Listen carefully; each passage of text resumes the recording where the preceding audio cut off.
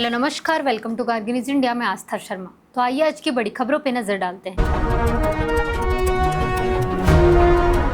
प्रधानमंत्री नरेंद्र मोदी ने ऑपरेशन सिंदूर के 1 साल पूरे होने पर भारतीय सेना के अद्वितीय साहस और सटीकता की सराहना की। उन्होंने कहा कि भारत आतंकवाद और उसके पूरे इकोसिस्टम को खत्म करने के अपने संकल्प पर मजबूती से कायम है।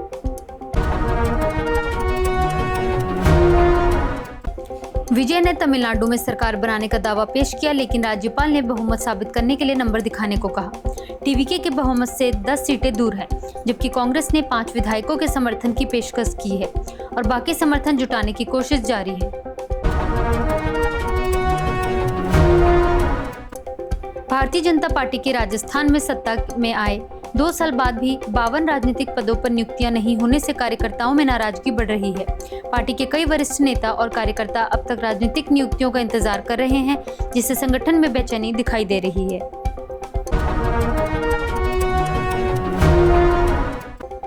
तेजस्वी यादव द्वारा कर्ज संकट का मुद्दा उठाने के बीच बिहार कैबिनेट ने बड़े फैसले लेते हुए कई योजनाओं को मंजूरी दी। मुख्यमंत्री सम्राट चौधरी की अध्यक्षता में हुई बैठक में सरकार ने $500 मिलियन के वर्ल्ड बैंक, इंडिया और वियतनाम ने अपने रिश्तों को और मजबूत करते हुए एनहांस्ड कॉम्प्रिहेंसिव स्ट्रेटेजिक पार्टनरशिप तक बढ़ा दिया है। भारत और वियतनाम के बीच 2007 में रणनीतिक साझेदारी शुरू हुई थी, जिसे 2016 में व्यापक रणनीतिक साझेदारी का दर्जा मिला था।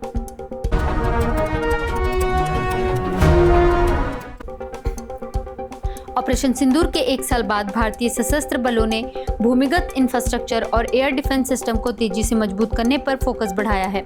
सीमा के पास रणनीतिक इलाकों को जोड़ने वाले एयरफील्ड और सड़कों जैसे ड्यूल यूज इंफ्रास्ट्रक्चर को भी प्राथमिकता दी जा रही है।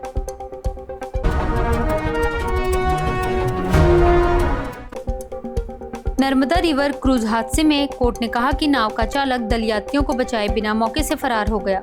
मीडिया रिपोर्ट्स और सोशल मीडिया कवरेज पर स्वतः संज्ञान लेते हुए न्यायिक मजिस्ट्रेट डीपी सुत्राकर ने बरगी थाने को एफआईआर दर्ज कर 2 दिनों में रिपोर्ट पेश करने का आदेश दिया।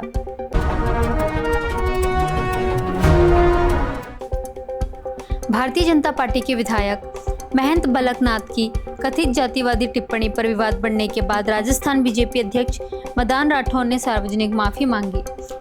सैनी समुदाय के विरोध के बीच मदन राठौर ने कहा कि किसी भी समाज के खिलाफ इस तरह की टिप्पणी स्वीकार्य नहीं है।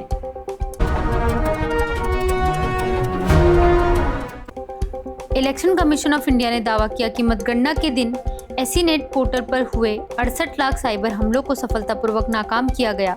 एसीनेट वेबसाइट और ऐप का इस्तेमाल जनता को रियल टाइम चुनाव नतीजे देने के साथ साथ चुनाव अधिकारियों के कामकाज के लिए भी दिया जाता है। निशांत कुमार के आज बिहार कैबिनेट में पहली बार शामिल होने की संभावना है, जबकि जनता दल और भारतीय जनता पार्टी सामाजिक संतुलन साधने की कोशिश में जुटे हैं। पटना के गांधी मैदान में होने वाले कैबिनेट विस्तार समारोह में prime minister Narendra Modi, Amit Shah, JP Nadda और नीतीश कुमार के शामिल होने की उम्मीद है।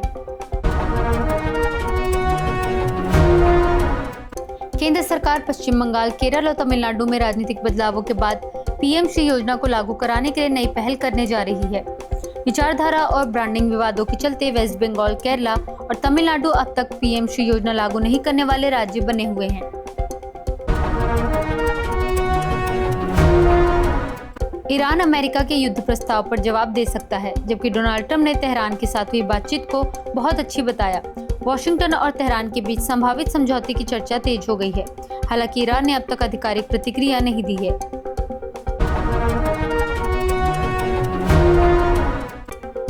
अमेरिकी पेंटागन ने ईरान के कामिकाजे डॉल्फिन दावों को खारिज करते हुए इसे लेजर वाली सार्क जैसी काल्पनिक कहानी बताया। स्ट्रेट ऑफ हॉर्मज में हमलों के लिए प्रशिक्षित समुद्री जीवों के इस्तेमालों की खबरें। अमेरिकी अधिकारियों ने कहा कि ईरान के पास ऐसी कोई क्षमता नहीं है।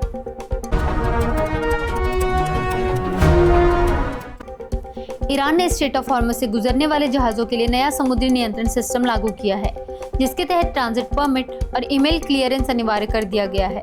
अमेरिका के साथ बढ़ते तनाव के बीच ईरान ने कहा है कि बिना अनुमति गुजरने वाले जहाजों पर कड़ी कार्रवाई हो सकती है। अमेरिका और ईरान के बीच युद्ध खत्म करने को लेकर एक पेज के समझौता ज्ञापन पर सहमति बनने की खबरें सामने आई हैं। डोनाल्ड ट्रंप ने कहा कि दोनों देशों के बीच बातचीत में प्रगति हुई है, जिससे परमाणु कार्यक्रम पर रोक, प्रतिबंधों में राहत और स्ट्रेट ऑफ हॉर्मज तक पहुंच जैसे मुद्दे शामिल हैं। मार्को रूबियो ने दावा किया कि ऑपरेशन एपिक फ्यूरी अब खत्म हो चुका है और अमेरिका स्ट्रेट ऑफ हॉर्मज को फिर से खोलने की दिशा में काम कर रहा है। रूबियो ने कहा कि चीन और रूस की संभावित वीटो से बचने के लिए अमेरिका ने संयुक्त राष्ट्र प्रस्ताव के ड्राफ्ट में कुछ बदलाव भी किए हैं।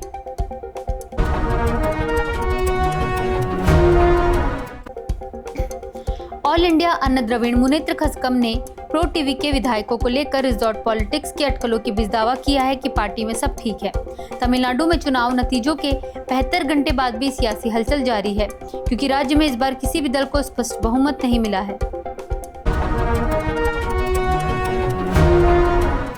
ऑपरेशन सिंदूर के दौरान भारतीय वायुसेना ने 7 मई को आदमपुर एयरबेस से पहली बार S-400 मिसाइल दागकर एक पाकिस्तानी लड़ाकू विमान को मार गिराया। ग्रुप कैप्टन अनिमेश पाटनी ने कहा कि सर कंफर्म फायर आदेश के बाद यह कार्रवाई सफलतापूर्वक अंजाम दी गई। जोहो के सहसंस्थापक श्रीधर वेम्बू ने तमिलनाडु में नो कैश फॉर वोट्स के साथ दोबारा चुनाव कराने की मांग की है। उन्होंने यह बयान ऐसे समय में दिया है जब टीवीके सरकार बनाने के लिए जरूरी बहुमत से अभी दूर है।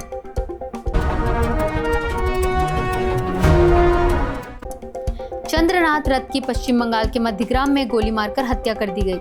जांचकर्ताओं के मुताबिक फर्जी नंबर प्लेट वाली गाड़ी ने उनकी कार को रोका, जिसके बाद बाइक सवार हमलावरों ने उन पर 3 गोलियां चलाई।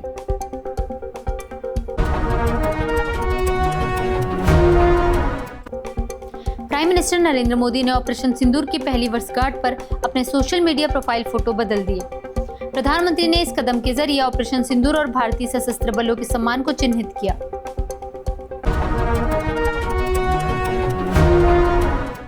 विजय के शपथ ग्रहण में देरी के बीच उनकी सुरक्षा प्रोटोकॉल वापस ले ली गई है। पुलिस सूत्रों के मुताबिक कुल प्रोटोकॉल काफिला हटाने का फैसला विजय के खुद के अनुरोध पर लिया गया।